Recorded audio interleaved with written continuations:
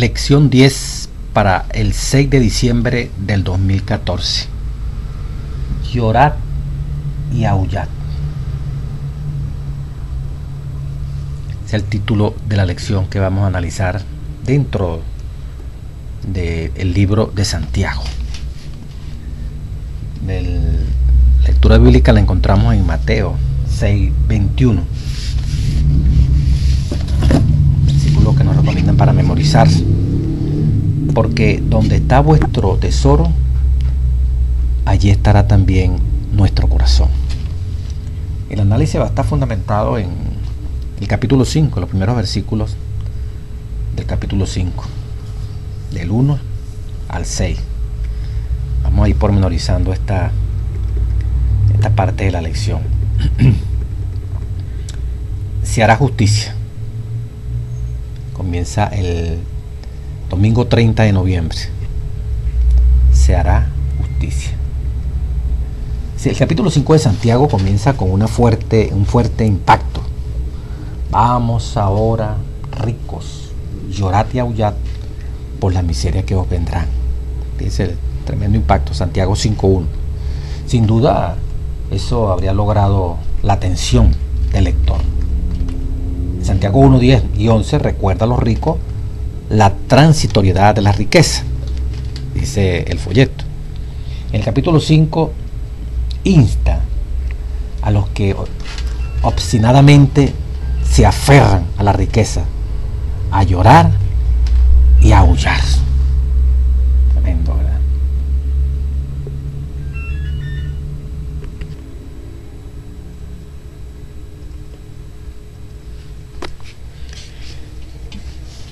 Dice, es contundente, ¿verdad?, lo que se expresa allí en Santiago. Pero vemos los dos llamados allí, ¿verdad? Santiago 1:10 al 11, como decíamos, recuerda a los ricos, la transitoriedad. Y aquí el 5, bueno, insta que se pongan pilas, llorar y aullar. Es como si el juicio inminente se está derramando ahora. La vivida descripción que encontramos allí, ¿verdad?, continúa recordando la retribución, o sea, el castigo divino sobre los excesos que caracterizarán el periodo anterior al retorno, nada menos que nuestro Señor Jesucristo, tal como se ve en Lucas 17, 27 al 29, 2 Timoteo 2, 3, 1 al 2, Apocalipsis 18, 3, etcétera, etcétera. Una actitud similar satura la iglesia de Dios de los últimos días. Apocalipsis 3, 17. Nota que la palabra dice griega traducida como miseria, así cuando dice que aullad por vuestras miserias que os vendrán, Santiago 5:1. Viene de la misma raíz que describe a la Odisea como miserable, Apocalipsis 3:17. Parece que también se considera rico en la parte espiritual, pues no tiene necesidad de nada. Entonces, estos orgullosos ricos espirituales, como también los ricos materiales, que lamentablemente perdieron la perspectiva de ese talento que les dio Dios, Santiago, como lo dice la palabra allí, ¿verdad?, en ese capítulo 1 es contundente. Vamos a leerlo. Como dice allí Santiago, he aquí, el capítulo 5, versículo 1. He allá ahora, oh ricos, llorad, aullando como si fueran unos perros, ¿no?, por un lobo, miseria que os vendrán. Es la sentencia, aullad por vuestras miserias que os vendrán. Vuestras riquezas están podridas, vuestras ropas están comidas por polilla. El versículo 3, vuestro oro y vuestra plata están corrompidos de orín, y su orín os será testimonio, y comerá del todo vuestras carnes como fuego. Os había llegado los tesoros para estos últimos días. Entonces, una cita que algunas veces hasta la gente socialista, comunista, utiliza esto como para que uno odie a los ricos, ¿ves? O sea, ya el ser rico es un pecado, es un problema. Y frente a esta desviación del talento de la riqueza, frente a esta conducta inapropiada que el Dios mismo condena, ¿verdad?, de estos que acumulan, de estos que atesoran, que se les pudre la plata, vamos a decirlo así, ganando interés en un banco, que gastan lujo y lujo y lujo.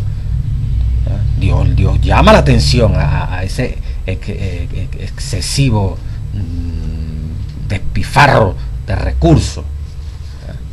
Pero entonces la otra tendencia es no es la actitud, es que el ser rico por ser rico ya eso es malo, hay que ir contra ello, hay que quitarle todo, que es la otra desviación que nos encontramos cuando se leen cosas como la que estamos leyendo en el capítulo 5. Y cualquiera cristiano que no esté bien sembrado se le acerca, como le ha pasado a uno le ha pasado, pues, de estos que sectores radicales de la área que odia a los ricos, el comunismo. No, mira lo que dice aquí Santiago, ¿verdad? Por lo tanto tenemos que odiar, y mira como Dios mismo los condena. Está condenando una actitud inapropiada para los últimos tiempos y en todas las épocas, pero se acentuará en los últimos tiempos de estas personas que Dios permite que tengan riqueza, y bueno, lo que hacen es usarla para su propio beneficio, para su engrandecimiento, para aplastar, para explotar. Indudablemente que este tipo de rico no es como Abraham, no es como Lot, ¿entiendes? No es como Ezequías. No, ya es diferente, son hombres perversos, ¿ves? Y Dios los tiene en cuenta, pues. Dios no los va a pasar por alto, no hay necesidad de estar militando en doctrinas para saber que, políticas para saber que Dios, esta injusticia, la toma en cuenta. Interesante, ¿verdad? Cuando uno va entendiendo esto a la luz de la palabra de nuestro Dios. Dice, hay mucha injusticia en el mundo, es el folleto, especialmente económica. A veces es difícil de entender por qué algunos se enriquecen explotando a los pobres, y lo que es peor, se salen con las suyas. Dice, lee el Salmo 73, 3 al 19. ¿Qué esperanza hay en estos versículos con respecto a este problema? Es interesante que uno encuentra en ese Salmo 73, que si uno lee del 1 al 2, que encuentra realmente algo muy interesante. El que escribe el Salmo, ¿verdad? El salmista dice, por poco resbalan mis pies, mire, por poco me salgo de la senda de Dios. Y cuando usted va leyendo Salmo 73, del 3 en adelante, dice, tuve envidia de los arrogantes, viendo la prosperidad de los impíos. No tienen congoja por su muerte, su vigor se ven enteros, son fuertes, pareciera que no se enfermaran, no sufren, hablan con altanería. Imagínese usted, o sea, pareciera que ellos son eternos. Entonces dice aquí el salmista que por poco al ver, y mientras que el justo sufre, padece, y pareciera que de nunca acabar. Sin embargo, la palabra de Dios es clara, ¿verdad? Él dice que hasta que no entré, el Salmo 73, en tu templo a inquirir, hallé la respuesta, ¿verdad? De que no debo, de por qué esta situación, pues. Todos estos que engordan, estos altaneros, estos que porque tienen poder, pasan por encima de la ley, sobreponen a cualquier ley, compran jueces, compran abogados que se prestan para sus vagabunderías, lavan dólares, agarran puestos simplemente o responsabilidades aún dentro de las mismas iglesias por el hecho de que son tremendos generadores de recursos. Entonces hay que darle las mejores responsabilidades dentro de la iglesia, de una empresa, dentro de un estado. Es la misma conducta satánica, pues, que el que tiene, el que hay que darle poder. Entonces el justo sufre, el justo le pisotean sus derechos, y pareciera entonces, ¿dónde está Dios? Pues Dios no actúa. Pues dice, por poco resbalan mis pies, hasta que llegó al santuario, entró y encontró la verdadera respuesta, como usted la podemos conseguir lo que era nosotros, lo que dice la palabra profética de nuestro Dios. Dice, en los libros de los profetas del Antiguo Testamento encontramos una preocupación por la justicia y la promesa de que Dios resolverá la situación. Pero este sentimiento de esperanza no puede parecer hacer más fácil este periodo de incertidumbre, esperando la intervención divina. Por ejemplo, escribiendo en una época de apostasía general en el pueblo de Dios, cuando Babilonia, llena de orgullo, celebraba su poder y prosperidad, el profeta Habacuc planteó las siguientes preguntas, muy pertinentes. Habacuc 1, 2, 4. Estoy leyendo lo que dice el folleto, y cuando usted lee el texto dice, Abacú, frente a aquella arrogancia de Babilonia, aquella prepotencia que se consideraban eternos y por lo tanto tenían el derecho de aplastar el derecho del pobre, condenar a todo el que pensara diferente a ellos. O sea, es la arrogancia del tirano, del que cree que nunca va a dejar poder, pues. El que cree que eternamente va a gobernar la tierra, va a gobernar su pueblo, su nación. Fíjense, es la misma historia hasta hoy en día. Hasta el 3000 vamos a gobernar para que se humillen todos aquellos que creen que nos van a quitar nosotros. Hitler pensaba que dura 1000 años gobernando. O sea, es una locura. Nabucodonosor, estamos hablando del año 500 antes de Jesucristo, el mismo espíritu, pues. Tú vas a hacer la cabeza de oro. En Daniel 3 dijo, no, yo voy a hacer la cabeza y los pies, todo va a ser de oro. O sea, mi reino va a ser sempiterno, pues, como el de Dios, pues. Y usted ve ahorita esos líderes que se han modificado, pues, hasta constituciones para que los reelijan indefinidamente, pues. O sea, es que no se quiere soltar poder y se instalan allí, no tiene que haber, y entre comillas son democráticos, etcétera, etcétera, en esa área. Pero aquí Nabucodonosor también en Babilonia, chico, arrogante, orgullosa, prepotente, un imperio que jamás iba a pasar. Y a Abacú le sorprendió esta situación, pues se sufría. Dice, ¿hasta cuándo Dios? Abacú 1, 2, 4, capítulo 1, versículo 2 al 4, abreviando. ¿Hasta cuándo, Dios, clamaré y no oirás? Mire cómo se siente, como si Dios no oyera, viendo tanta prepotencia y ellos allí sufriendo. Daré voces a ti a causa de la violencia y no salvarás la iniquidad, todas esas cosas que están ocurriendo.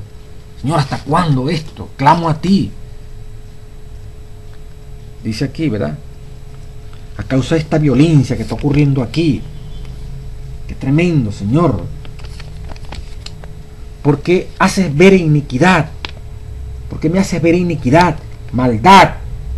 ¿Por qué ves a los menospreciadores, a los transgresores, y callas cuando destruye al impío, al más justo que él? Es como si Dios callara. Señor, no vas a actuar, Señor, ¿hasta cuándo esto? Padre, fíjese como este profeta clama a Dios frente a una situación de opresión, de prepotencia, de orgullo de estos gobernantes terrenales, de estos líderes que parecieran que nadie los puede quitar porque tienen a todo el mundo comprado con dinero, porque tienen el poder de los medios, de la influencia. Bueno, el profeta también, bueno, Señor, ¿por qué permites ver tanta iniquidad? ¿Por qué permites que estos menospreciadores de tu palabra pisoteen el justo? ¿Por qué, Señor? ¿Por qué calla? ¿Por qué no actúa? La respuesta la encontramos en Abacú 2:4. Dice el profeta en Abacú 3:4, paciencia, le dice Dios. Que tuviera paciencia. La visión tarda, pero se cumplirá. Y finalmente el profeta, en lo último ya del capítulo 3 de Abacú, dice, aunque la higuera se seque, aunque las matas de oliva no echen fruto, aunque no haya olivo, no haya vaca, no haya oveja, abreviando aquí, con todo, yo me alegraré con Dios. Aunque faltare todo, aunque económicamente esto se venga a pique. El Abacú capítulo 3 versículo 17 y 18 dice, yo me alegraré en Dios y me gozaré. Mire esto cómo se trasciende, ¿verdad? Se queja, se protesta delante de Dios. Pareciera que Dios tolera esto, pareciera que Dios, por eso en el Salmo 73, por poco mis pies resbalan. Si no estamos sembrados en Dios, entonces tomamos caminos humanos para cambiar la situación. Pero recordemos, Dios está al control. A pesar de la abominación que estemos viendo en estas tiranías, en estas opresiones, en estas persecuciones como hoy el cristianismo sufre en diferentes partes del mundo. Paciencia, hermano. El Señor está pesando en balanza. El Señor está viendo todo este poco de injusticia que se están dando. Así que no creamos que el Señor se volvió sordo y ciego. Lunes 1 de diciembre. Quiero compartir con ustedes, hermanos, el libro Mayordomía Cristiana, página 154-155, capítulo 30, el peligro de la prosperidad. Página 154-155, el peligro de la prosperidad, capítulo 30. Para los prejuicios, ¿verdad?, que pueden haber en cuanto a la persona que tiene, Dios le da el don de la riqueza, porque hablamos del don de la riqueza. Dice, el deseo de acumular riqueza, dice la cita, es una propensión original de nuestra naturaleza. ¿El deseo de qué? El deseo de acumular riqueza es una propensión, una tendencia natural de nosotros, de nuestra propia naturaleza, que fue implantada ¿por quién?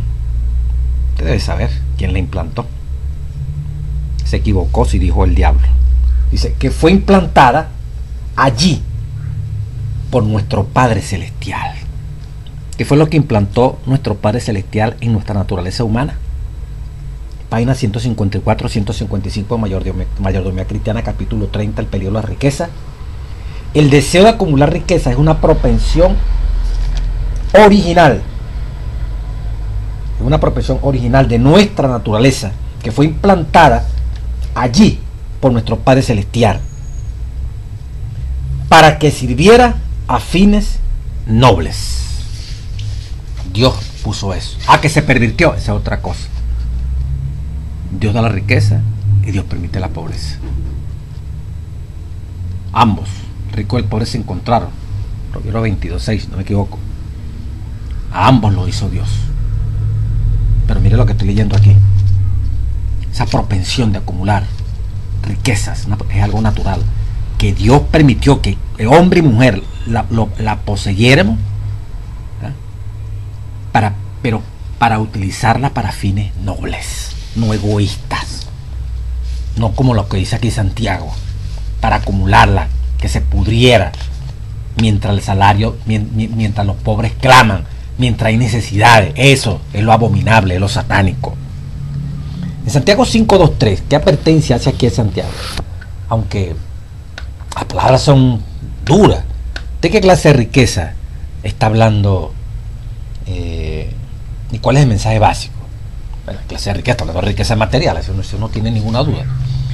Riqueza en descomposición, dice, ropa, comida, por polillas, y aún el oro. Y son imágenes para que consideremos seriamente lo que estamos viendo aquí seriamente, mientras vemos este planeta, ¿verdad?, cada vez más separación entre el rico y el pobre. Y allí vemos, como dice el libro de Santiago, ya lo puede ver, la clase media desaparece, los ricos cada vez más ricos y los pobres cada vez más pobres. Y esas son las estadísticas. Cada vez aumenta el número de ricos en el planeta Tierra. Y cada vez aumentan los pobres en el planeta Tierra. La clase media, que es la que hace que una nación, es el motor para que una nación prospere. Es la opción a la que toda persona de escasos recursos económicos, al educarse, al capacitarse, entre en la clase media y ya sea autosustentable y sustenta a otros para que sigan creciendo. El pobre es la supervivencia, comer, vivir y apenas el transporte, los servicios, y por allá los medios se puede educar a otros. Bueno, ese pobre tiene que educarse para poder pasar a la clase media, para poder tener entonces un empleado, un puesto fijo, ser un empleado, funcionario público, ser un emprendedor, tener su propio negocio, generar sus propias ganancias. Porque en pobreza lo que está es buscando a ver quién le da un trabajito por allí y no tiene una estabilidad laboral, porque no está capacitado para nada. Hace las cosas de tiritos allí, como dice uno, pues hoy esta semana sí, otra semana no. Entonces los países progresan cuando ese tipo de personas se capacita, cuando esa familia se capacita. Entonces ya su capacitación le da un valor para su trabajo que va a realizar. y ahí puede crecer. Entonces esa clase media, esa clase productiva, como bien sea como funcionario a una empresa, a una institución pública o como emprendedor, está desapareciendo.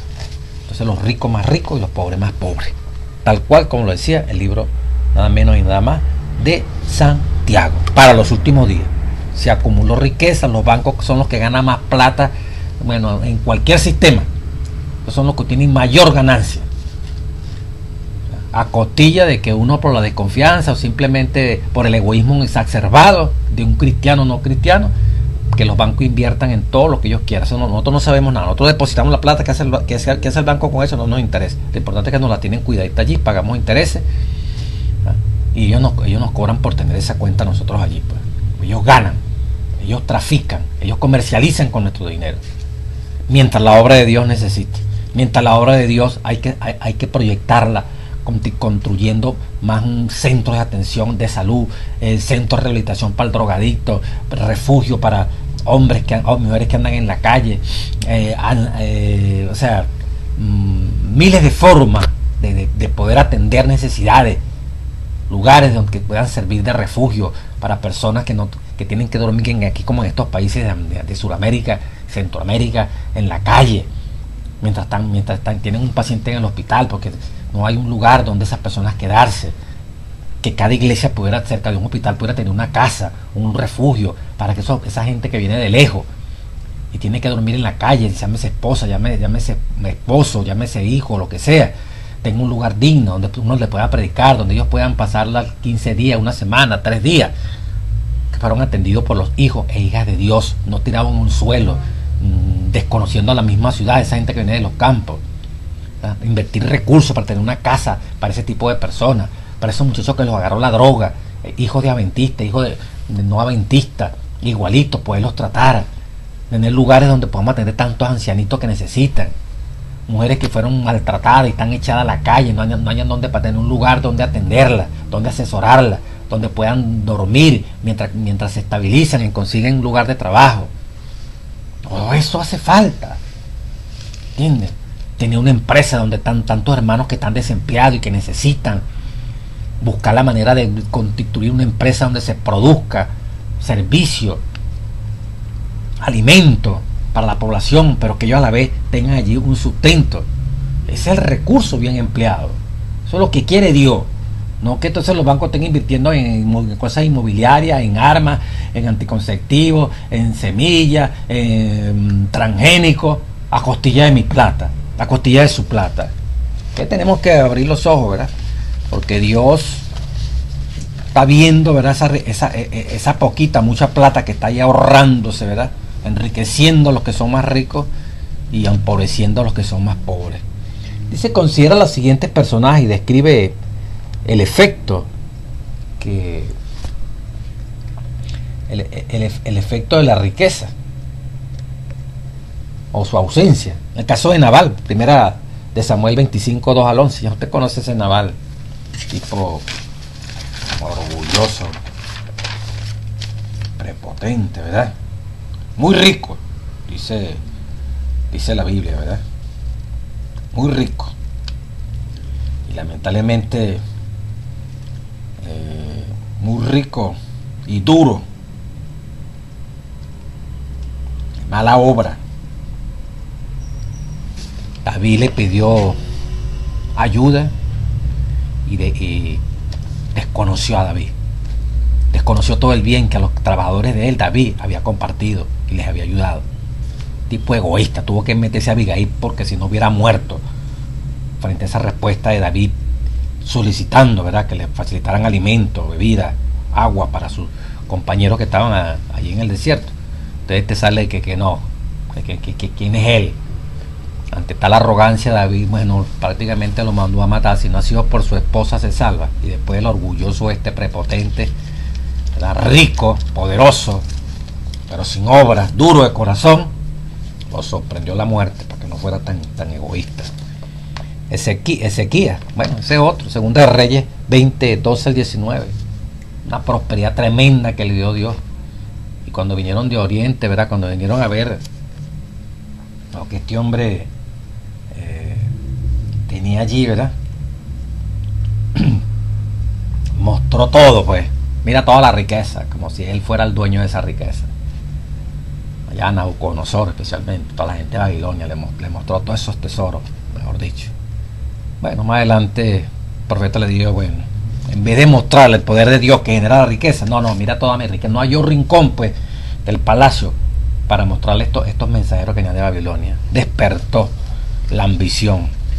Como le dijo el profeta, bueno, ustedes serán llevados, bueno, como caballos, pues arrastrados a Babilonia.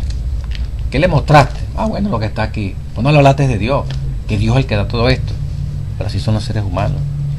Y en Hechos 3, 1 a 10, nos acordamos de aquella expresión, el paralítico aquel, dos limpios, pues, Pedro y Juan, sin recursos económicos, paralítico allí frente a la iglesia. No tenemos ni oro ni plata, pero lo que tenemos te lo damos. A Cristo Jesús, en su nombre, levántate. Se puede no tener nada, pero si se tiene a Dios, se tiene todo. Se puede tener riqueza y creer que uno es el generador de la riqueza, Ezequiel. Y se puede tener riqueza y mal usada, como el caso de Nabal.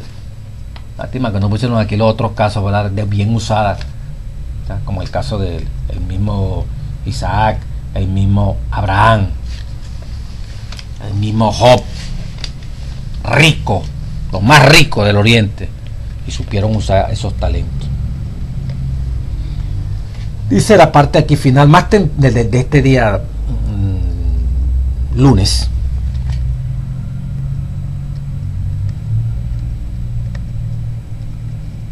Dice, más temprano o más tarde las riquezas mundanal pierde su brillo para todos nosotros. Aprendemos sus limitaciones y tal vez aún su lado oscuro. El dinero tiene su lugar. El problema es cuando la gente le pone o lo pone en lugar equivocado. Acuérdense que la raíz de todos los males no es el dinero. La raíz de todos los males es el amor al dinero. El dinero no es rocho, porque sin dinero, imagínate, en este mundo de transacciones estamos fritos, ¿verdad? El problema no es el dinero. Ese cochino dinero, no lo tengas. A ver con qué vas a comprar, qué vas a comer, cómo vas a satisfacer necesidades. Es el amor al dinero. Se ama tanto al dinero que se desplaza a Dios. Santiago dice que el dinero testificará contra los que lo usan. Santiago 5:3, aunque hace esta advertencia en el contexto del tiempo del fin, el punto debería ser muy claro. ¿Cómo usamos nuestro dinero? ¿Cómo usamos nuestro dinero? Tiene importancia. La imagen de un fuego que consume la carne tiene el propósito de despertarnos a la seriedad de las elecciones que hacemos con nuestro dinero. Estamos amontonando tesoros que finalmente serán consumidos por el fuego, o los ahorramos para la eternidad. Ese lo ahorramos, ¿verdad? ¿En qué sentido? Que lo dice aquí el folleto, ¿verdad? O lo ahorramos para la eternidad. Que esté ahorrando en ahorro para la eternidad no se le ve sentido a esa expresión. O lo está invirtiendo ese dinero, lo está ahorrando para invertirlo, para que esta causa avance, para que se termine el evangelio, para que la gente vea cuál es la religión verdadera, más que un cassette, más que una doctrina. Es Cristo sirviendo en todas las ramas que cada día este lazareto de esta humanidad está viviendo. Se requiere más servicio, que nuestra vida no logra alcanzar ese objetivo. Vamos una religión más, y por eso se está contaminando, por eso está entrando el pentecostalismo dentro de la iglesia, por eso ya no se cree en profecía, como decía todo esto lo que decía el pastor Ted Wilson, como los ataques que Satanás le está haciendo a la iglesia. Por eso el ecumenismo, tratando de bajar la norma, tratando de reformar a veces hasta la manera que se están redactadas las 28 doctrinas, invitando a pastores en pleno de otras denominaciones en pleno sábado para que predique, Es una tendencia satánica dentro de la iglesia. Es la fuerza, es la cizaña tratando de borrar nuestras raíces. Seamos un movimiento más allí, tú sabes, alegre, emocional, la pura emoción, la sangre de Cristo allí, la unción, la música, ¿verdad? El escenario, la pompa, el humo, las luces. O sea, igualito como el mundo, igualito como las demás denominaciones. Puro verbo, pura televisión, puro radio, pura conferencia. Pero el bolsillo, lo que se invierte es para traer gente a una conferencia, para pagar un programa de radio, para pagar un programa de televisión. No es que sea malo, pero si eso no está acompañado por una obra de servicio, por instalaciones donde estén hombres y mujeres, ¿verdad?, trabajando en favor de los que sufren y padecen, donde hayan hombres y mujeres que se convirtieron en médicos, en profesores, en ingenieros, invirtiendo parte de sus talentos como algo sagrado, como algo de urgente necesidad, en servir a los que no tienen el privilegio de haber estudiado en una universidad, ni el cerebro bien alimentado para graduarse de médico, de ingeniero, de profesor, de periodista, de cualquier talento, de ser un empresario, emprendedor. No todo el mundo tuvo ese privilegio. Pues si tú y yo lo tuvimos, es para aminorar el sufrimiento de la raza humana, ¿verdad?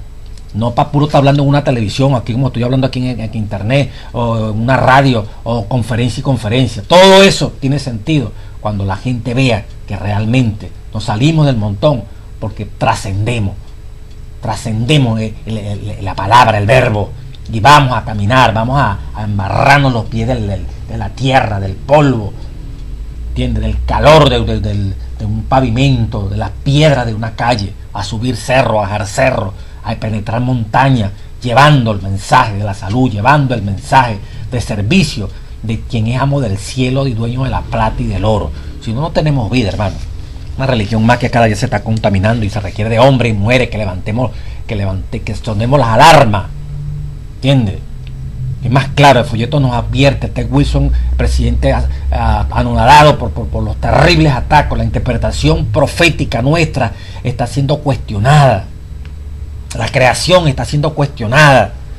Gente del Instituto de Geociencia ya de Loma Linda, ¿verdad?, defendiendo que el Papa no quiso decir una cosa. O sea, que vamos a salir un líder nuestro a defender al Papa. Y ya ahorita en octubre salió cuando el Papa asoció, no, el Big Bang tiene razón. No crean que Dios llegó con una varita y hizo las cosas. ¿Qué está dando a entender el Papa allí? Está dando a entender que el Génesis lo están interpretando de esa forma, como dijo el Papa en las declaraciones. Bueno, ahí si no lo dijo directamente, se trasluce. Ellos son así, yo hablo en una forma de enigma. Hágase la luz, háganse las plantas. Eso es como un mago. Pues Dios, más que un mago, por su palabra fueron hechos todo eso. Papá, y yo estoy creyendo que Dios es un mago con una varita que manda a hacer las cosas. Pues si creemos en ese Dios que apenas dijo hágase y se hizo. No, que el Papa no quiso decir eso, que esto aquí, uno de los grandes científicos allá de Loma Linda, el Instituto de Geociencia, señor, que lo salga a defender otra denominación, ¿entiendes? Pero a eso hemos llegado, cuidado, ¿verdad? Ese rumor de que la infiltración jesuita es terrible dentro de la iglesia. Dios nos libre de esa situación. Pelemos el ojo, pidamos el Espíritu Santo, porque esto está acabando, man. El clamor de los pobres. Dice, en Santiago notamos que se mencionan varias categorías de personas, estamos leyendo el día martes, incluyendo mercaderes que desaparecerán en medio de su actividad. Santiago 1:11. Comerciantes que hacen juicio para proteger sus inversiones. Santiago 2:6. Y terratenientes que han retenido los salarios de sus obreros.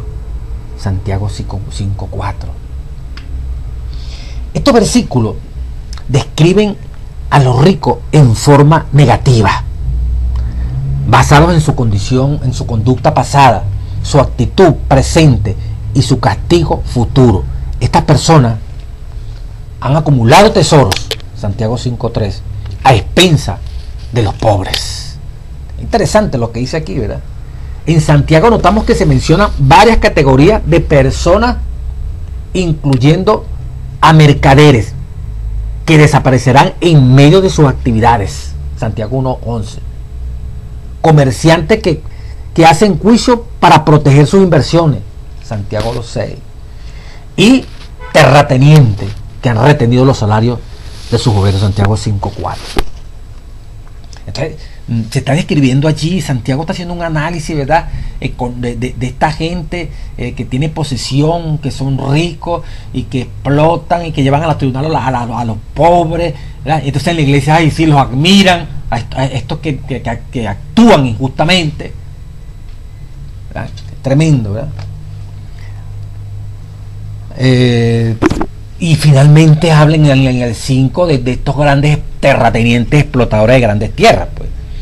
Y aquí el clamor del jornal de los obreros que han cosechado vuestras tierras, el cual por engaño no les ha sido pagado. Santiago 5.4. Se está diciendo, ¿verdad? Se han hecho ricos a costilla de una miseria de salario que le están dando al obrero. Hoy en día, ese gran país de la China, los salarios, mire, ¿por qué muchos de esos países europeos y norteamericanos, o sea, empresas norteamericanas y europeas van a invertir en China? Porque la mano de obra es demasiado barata. ¿Por qué no instalan esa fábrica de pantalones, de electrodomésticos en su propio país, en Norteamérica, en Alemania, grandemente? Porque allá en China, hasta niños de 14, 15, de ahí para arriba, pagan una mano de obra barata. Y entonces eso facilita que ellos le ganen más a los artículos. O sea, lo legal no se lo pagan. Porque ¿qué ley va allí? ¿Qué va a haber allí? Si allí lo que hay un ordenamiento, un solo partido, un solo gobierno, o sea, una sola autoridad que manda, y sin necesidad de ese tipo de autoritarismo, ¿verdad? Empresarios hechos los vivos en esto que se llama democracia también, ¿verdad? Dígame, los que son indocumentados, los que no son legales en un país, eso no se aprovechan, ¿verdad? Usted no puede protestar, usted no puede decir nada porque entonces lo denuncia que usted es un ilegal, entonces lo sacan, pues tiene que calarse que le paguen una miseria, ¿verdad? Pero tranquilos, esa miseria que le pagan clama delante de Dios, y a su debido tiempo ese clamor va a ser oído por los oídos de Dios, y ese que te pagaba miseria, miserable se va a volver. Como decía Pablo, que Dios le pague conforme a sus hechos. Fue un miserable, bueno, Dios lo va a convertir en miserable. Palabra de Dios. Entonces, Dios no te ha hecho, Dios no está muerto. ¿Hasta cuándo Dios vas a aguantar esto? Como decía Habacuc, paciencia. Yo tengo todo controlado. Y pues, por eso Santiago dice, aullad, pónganse como los lobos, o los perros estos siberianos, lobos siberianos. Aúllen, griten, porque lo que le viene es candela parejo, ¿verdad? Tienen que arrepentirse, ¿verdad? Aquí el clamor del jornal. Compara con Levítico, mandan allí con Levítico 19:13. Dice, no retendrás el salario del jornalero hasta el día siguiente. Es el Levítico 19:13. Entonces esto dice, he aquí, dice Santiago 5:4, he aquí él clama el jornal de los obreros que han cosechado vuestras tierras, el cual por engaño no les ha sido pagado. Clama ese jornal, no ha sido pagado. Cuando el Levítico 19:13 nos mandaba que, mire, no puede pasar un día, debe pagársele diariamente, en aquel momento histórico. Pues hoy diría, si usted le prometió pagarle semanalmente, tiene que pagarle semanal, quincenal o mensual, pero no se puede retener salario. Con eso es que vive el funcionario que usted tiene bajo su jurisdicción. En el mismo libro después que leímos Levítico 19:13, Deuteronomio 24:14-15, no oprimir, ¿verdad?, al jornalero, al pobre, debe pagarse diariamente. Deuteronomio 24:14-15. Y otro texto, Jeremías 22:23. Asimismo,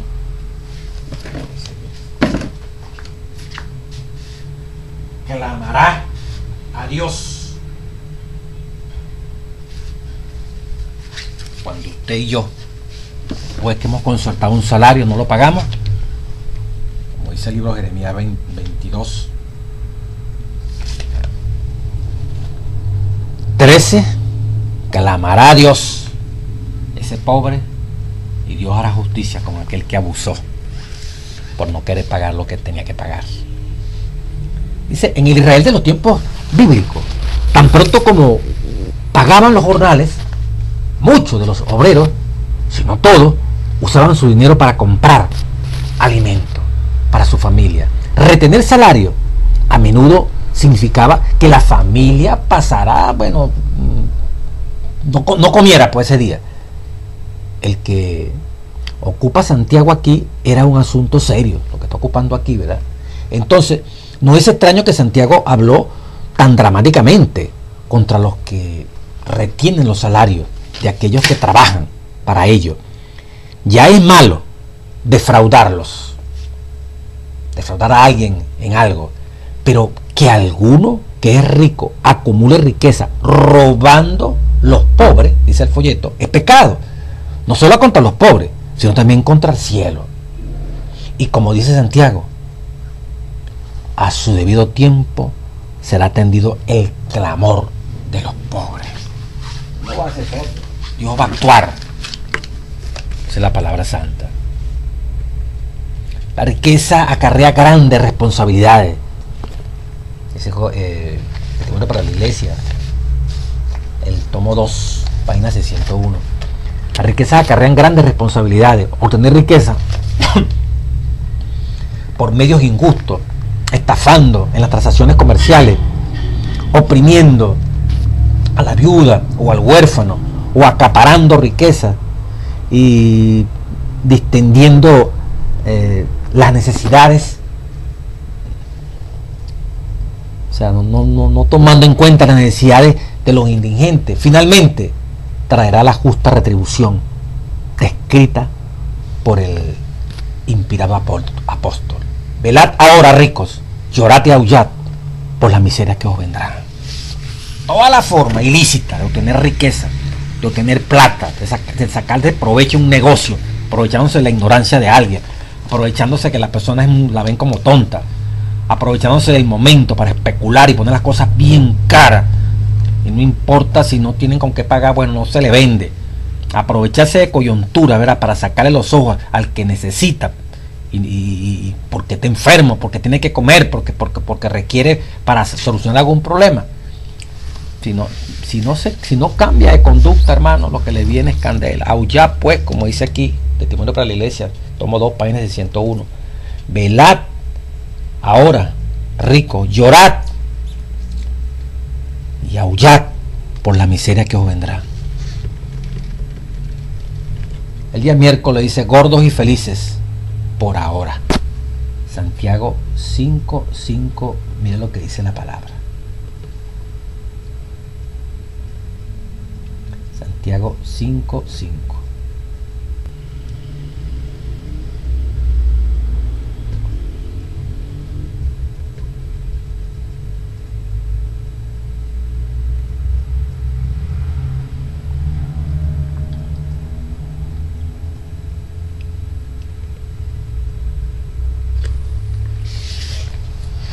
Dice, comparar con Ezequiel 16:49, Amós 4:1. ¿Con qué vinculan estos pasajes la indulgencia lujosa? Os habéis engordado, dice Santiago 5:5, ¿verdad? Os habéis dado placeres aquí en la tierra, a costilla de la explotación como terrateniente, como comerciante injusto. Y Dios no estaba ciego, Dios estaba mirando todo lo que estaba ocurriendo. Por la riqueza acumulada, por la manera como robaste, la manera como le negaste, por la manera como retuviste los recursos que te debieran llegar a quienes te trabajaban. O diste lujo aquí en esta tierra, disfrutaste entre comillas en esta tierra. Ahora lo que te espera es candela. El cielo no lo vas a disfrutar. Y en Ezequiel 16:19 nos habla de la triste historia, ¿verdad?, de Sodoma. ¿Cuál fue el problema de Sodoma? La maldad de Sodoma, ¿cuál fue? Soberbia, pan de sobra y abundancia de ociosidad. Estaban, bueno, aparentemente en prosperidad económica, pues, y les llovió fuego del cielo. Pero ¿cómo era su conducta? eran soberbios, arrogantes, prepotentes, como esos ricos que aparecen en Santiago 5, ¿verdad? Tenían abundancia de pan, eran prósperos, no tenían necesidad de los pobres, o sea, para ellos no existían, pues. La sociedad era próspera, pues. Y abundante de ociosidad. Ese fue el gran pecado. Esa ociosidad. Y teniendo plata, perversión. Inevitable. En Amós 4:4 habla de las vacas de Basán que oprimen a los pobres. Decid, vacas de Basán, van a pagarlo bien caro. O sea, ya en el Antiguo Testamento se hablaba, ¿verdad?, de esto que pareciera el lujo, la comodidad de esta gente a costilla de la explotación. O sea, en el mundo antiguo prevalecía la idea, fíjese este concepto, de que existía una cantidad fija de riqueza, lo que significaba que la riqueza de alguno, cuando aumentaba la riqueza de alguno, la de otros se reducía. Es decir, los ricos podían ser más ricos solo haciendo que los pobres fueran más pobres. Crear riqueza sin afectar adversamente la de otro es una idea relativamente moderna. Algunos alegan que cuando los ricos se vuelven más ricos, pueden ayudar a que los pobres sean también más ricos. Además, considerando la competencia entre las naciones desarrolladas y las que están en planes de desarrollo, por lograr los recursos cada vez más escasos, limitar la creación de riqueza puede parecer más urgente. Por ello, la desigualdad de la riqueza todavía es un problema pendiente. En los países de desarrollo, hermano, ¿quién va a limitar la creación de riqueza? Todo lo contrario, van a querer producir riqueza. Y allí viene entonces la industrialización. O sea, frenar la contaminación. Para un país que está en desarrollo es una cosa inevitable. Eso tienen que hacerlo porque tienen que progresar. Entonces es lo que se dice el discurso de abajo hacia arriba, de los subdesarrollados a los desarrollados. Como ya ustedes contaminaron y se desarrollaron, ustedes no quieren que nosotros nos desarrollemos. Entonces, mire, por eso que este planeta, el cambio de temperatura, el cambio climático, mire, esto es inevitable. Las enfermedades, todo va creándose un ambiente donde el Señor tiene que intervenir en esta tierra. El hombre le dieron 6.000 años para vivir en esta tierra y un poquito más, que para Dios 1.000 años como un día. Y mire, 6 días en la cuenta de Dios, en ese término que nos dio, que está en los Salmos y aparece en Pedro. Y miren lo que han vuelto el planeta. Un lugar donde cada vez se vuelve inhabitable por la contaminación. Y por eso el Señor tiene que intervenir, pues.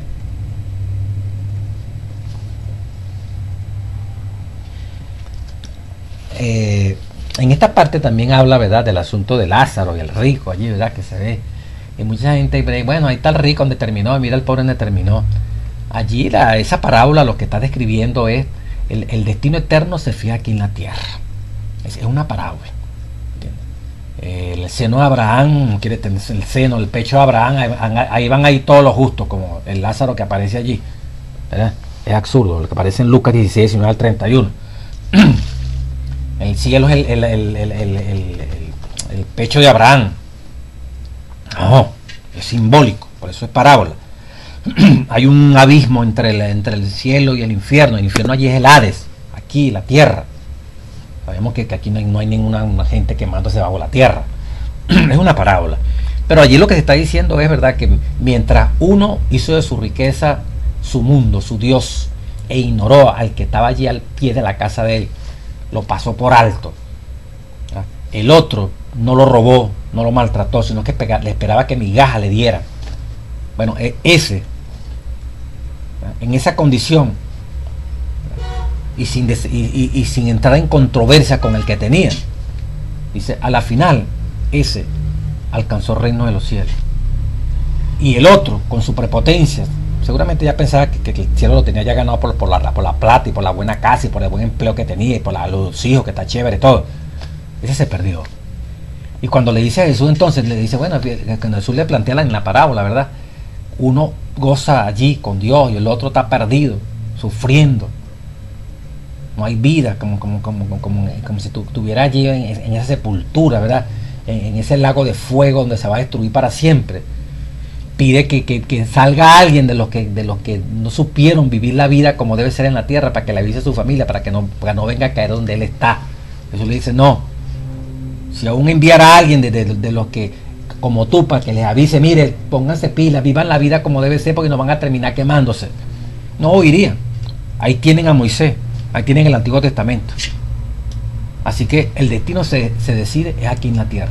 Como tú viviste en la tierra, tendrás un lugar en el cielo o en el lago de fuego, definitivamente destruido después del milenio, cuando el Señor retorne con sus hijos a esta tierra para establecer en ella la capital del universo. Entonces, no podemos caernos a mentira, ¿verdad? Finalmente, la culpa de la víctima. Vamos a ver qué dice la palabra.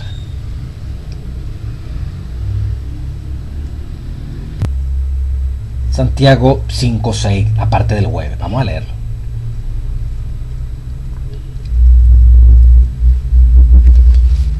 Habéis condenado y muerto al justo, y él no os resiste.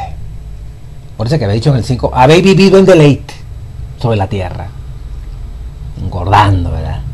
Habéis sido disolutos, gastados pero en exceso, pues. Habéis cebado vuestros corazones, se habéis engordado, mano, se dio todos los gustos en comida y en todo, en aguardiente, en todo, como en el día del sacrificio. Habéis condenado y le habéis dado muerte al justo, y él no os resiste. Aquí se señala un culpable. Aquí se señala quién es el responsable, como dice en esta parte aquí del folleto. Aquí la gente le gusta echar de la culpa a los demás. Dice así: cuando alguien hace algo malo, la tendencia natural es tratar de huir de la responsabilidad. La gente hace esto transfiriendo la responsabilidad a otra persona o a quien ha dañado. Los homicidas se excusan alegando defensa propia, pues, o como fueron criados, pues. Los abusadores sexuales culpan a las víctimas por haberlos tentado. Los cónyuges que se divorcian culpan al otro por el fracaso matrimonial. Los culpables de matar a los mártires de la fe cristiana los culpaban de herejía. De hecho, Jesús advirtió a sus discípulos que viene la hora cuando cualquiera que os mate pensará que rinde servicio a Dios. Juan 16:2. En realidad, creemos que también Santiago murió por su fe. A la luz de esto, las palabras de Santiago 5:6 tienen aún mayor peso. Aquí, hermanos, la culpable de esta situación, de esta explotación, de esta manera como los justos sufren en el enfoque económico, son estos ricos que malversan y abusan del talento que Dios les regaló.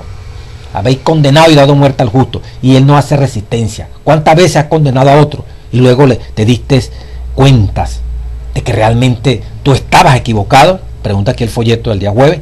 Piensa acerca de la última frase de este versículo. Habéis dado muerte al justo y no os hace resistencia. ¿Significa esto que debemos permitir que la gente pase por encima de nosotros? Por otro lado, cuando peleas, tuviste que nunca, dice que cuando peleas, tuviste que nunca habrían ocurrido si no hubieras opuesto resistencia. ¿Qué quiere decir Jesús? Vuélvete la otra mejilla. ¿Cómo hemos de hacer esto en un nivel práctico? O sea, porque no solamente para la época de Santiago, ¿verdad? Vemos que Santiago dice bastante acerca de los ricos y de los pobres. Debemos recordar que Santiago, esto es importante ya finalizando, no condena al rico por ser rico. Ya lo decíamos ahora. Sus aptitudes, sus acciones son las que importa a Dios. De forma similar, el solo hecho de ser pobre en lo económico no hace que una persona sea más agradable a Dios. Son el pobre, pero en espíritu; el rico, pero en fe. Dice, tiene una expresión de conducta. Puede ser rico, puede ser pobre, pero el problema es que como rico como actúa, como pobre como actúa. Dios permite que pobres, y habla, sean pobres, pero en espíritu, y sean ricos en fe. O sea, leche. Y sean ricos porque tienen posesiones, sean pobres porque económicamente no tienen lo que tiene el rico. Eso no nos califica que somos mejor o más malos delante de Dios. Es lo que hacemos como pobre o lo que hacemos como rico con la bendición que Dios nos ha dado desde el punto de vista material. Y en el caso aquí de Santiago, está hablando de la conducta, está hablando de la forma absurda, como esta gente que tiene dinero, ¿verdad?, pretendió que Dios no existe y se dio los grandes lujos en esta tierra. Y en la iglesia primitiva, asombrados también pues, y admirados por este tipo de personas, hacían excepción de personas, consideraban a ese rico explotador como algo maravilloso. No se daban cuenta que bueno, muchos de estos señores podían ser cristianos, pero si tenían esta conducta abominable, lo que les esperaba era candela. Estas cualidades interiores, sigue diciendo el folleto, pueden no tener relación con nuestras circunstancias económicas particulares. Claro, un pobre puede ser pobre material, pero es un tremendo egoísta, no ayuda a nadie, porque él es pobre. Y el rico puede tener riqueza y riqueza, ¿verdad? Y de repente, como ya lo dijo Santiago, lo que hace es acumular. Pero un pobre también, por el hecho de ser pobre, comparte, porque el que comparte más recibe. El rico tiene su riqueza y las usa con fines nobles, no tiene ningún problema. O sea, la plata no hace a la persona, es el amor que se le tiene al dinero, el uso noble que se le hace del dinero, lo que va a permitir que usted, como pobre, está haciendo un buen uso, como rico, está haciendo un buen uso del dinero. Dice, los que dicen soy rico y me he enriquecido, como dice Apocalipsis 3:17, pueden tener más necesidades espirituales que los que pensamos. Dios advirtió a Israel que tuviera cuidado, no fuera que después de haber entrado en la tierra y de haber prosperado, se olvidara de que las cosas buenas que se gozaban provenían de él, incluyendo el poder para hacer la riqueza. Deuteronomio 8:11 al 18. Ahí está esa declaración. No, ya sé que después que ustedes tengan tremendo negocio, tremenda estabilidad en laboral, entonces dejó de ir a la iglesia, va de vez en cuando estaba pelando, cuando no tenía empleo, ahí sí estaba, oren por mí, y no perdía un culto. Pero una vez que prosperó y ya Dios le dio la bendición material, entonces dice aquí en Deuteronomio 8, no sea que después que ustedes prosperen, se establezcan, ustedes se olviden de quién los trajo, quién les prometió la tierra, quién les dio la tierra. Se olviden del Dios que la iglesia se oró para que le diera trabajo, para que pudiera graduarse en la universidad, para que lo ayudaron para graduarse, y después que usted se graduó, después que oraron por usted para que su cerebro le funcionara y tuviera salud para tener un título, ¿verdad?, usted cobra por su trabajo al hermano más pobre o al que tiene más plata. Su trabajo hay que pagarlo. Para eso usted se quemó la pestaña y se trasnochó. Se convierte en un elemento diabólico. Dios le dio el don, pero ahora usted lo va a utilizar para latiguear, para ganar plata, para hacerse rico. Entonces, hermano, ¿qué cristianismo es ese? A veces uno dice a esos que tienen talento, especialmente a los médicos con esa responsabilidad tan tremenda, ¿verdad? Si Cristo como el médico de los médicos, ¿cuántas clínicas montó? Cristo como el médico de los médicos, ¿cuánto hubiera cobrado por una resurrección? Por darle la vista a un ciego de nacimiento, por sanar la lepra. Vemos que lo hizo, hermano, y así muchos servicios. Pero el motivo no era que habría que pagarle para hacer eso, o cobrar anticipadamente para hacer eso. O sea, es un modelo que tenemos que tener en cuenta. Ok, sí, vamos a trabajar en la clínica o en el consultorio, donde sea, pero hay que tener un tiempo. O sea, solito eso tiene que salir. Mi talento me lleva a ir a los que no tienen el privilegio de acercarse a mí y gozar de mi sabiduría que Dios me dio para sanar, para instruir, para construir una casa, para arreglar un problema eléctrico, para cualquier área del conocimiento. Entonces es una responsabilidad gravísima, el tesoro de tener un don que Dios te ha regalado a ti y me ha regalado a mí. Dios bendiga su palabra en esta lección 10. Cuidado, si no va